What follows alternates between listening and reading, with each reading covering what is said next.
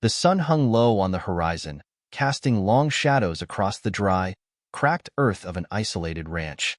The air was thick with the scent of dust and hay, but something darker lingered beneath it, a sense of neglect and cruelty. The faint sound of labored breathing broke through the stillness, drawing attention to the far corner of a rundown paddock where a Mustang stood chained, its body emaciated, its spirit nearly broken. This wasn't just any Mustang. Its coat, though matted with dirt, held a glimmer of something extraordinary.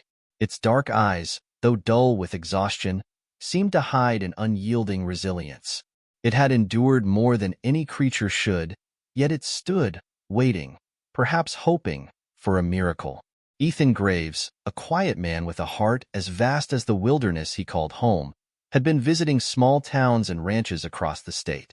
His mission was simple: to rescue animals in need and give them a second chance.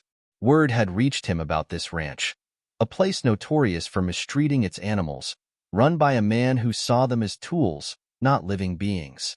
As Ethan pulled up in his dusty truck, the scene before him was worse than he had imagined.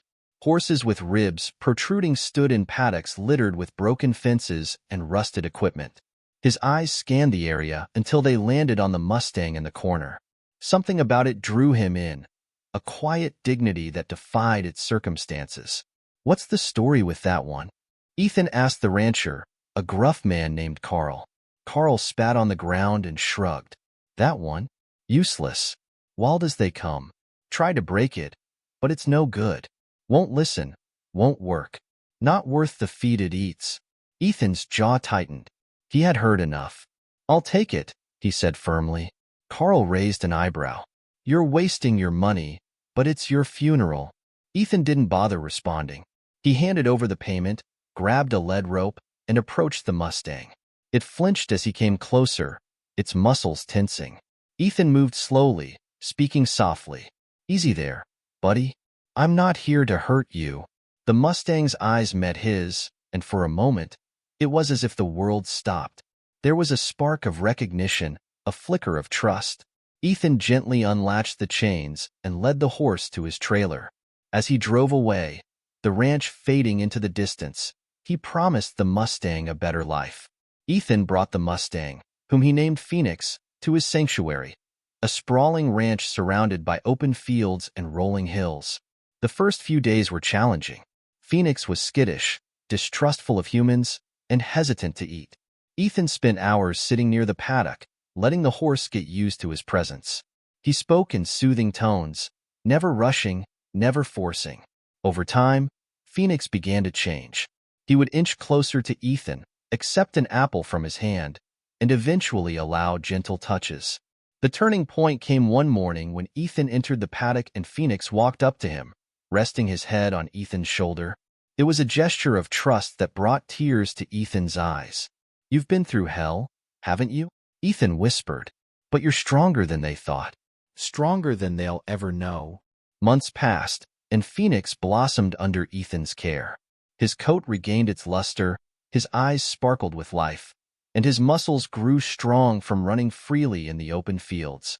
But it wasn't just his physical transformation that amazed Ethan. Phoenix had a presence, a charisma that drew people in.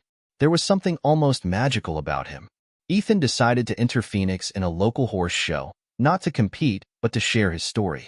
The event was packed with spectators and competitors, and as Ethan led Phoenix into the arena, a hush fell over the crowd. The once abused Mustang moved with a grace and confidence that commanded attention. But then something extraordinary happened. As Ethan guided Phoenix through a series of simple maneuvers, a child in the audience began to cry. The boy, sitting in a wheelchair, had been startled by the noise of the crowd.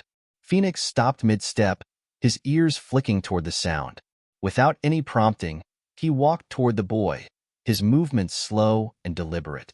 The crowd watched in stunned silence as Phoenix lowered his head, gently nuzzling the boy's hand. The child's cries turned to laughter, and his parents looked on with tears streaming down their faces. It was a moment of pure connection, one that no one in the arena would ever forget. Word of Phoenix's action spread, and soon he became a symbol of resilience and hope. People from all walks of life visited Ethan's ranch, drawn by the story of the Mustang who overcame cruelty to inspire others.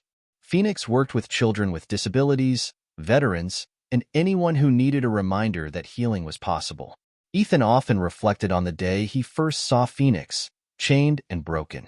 "You taught me more than I ever taught you," he would say, stroking the horse's mane. "You showed me what it means to never give up." Phoenix's story reminds us that every life has value and every soul deserves a second chance. From the depths of despair, he rose to become a beacon of hope, proving that even the most battered spirits can shine brighter than ever before. If this story moved you, don't forget to like, share, and subscribe for more tales of courage and transformation. Together, let's continue to give voices to the voiceless and hope to the forgotten.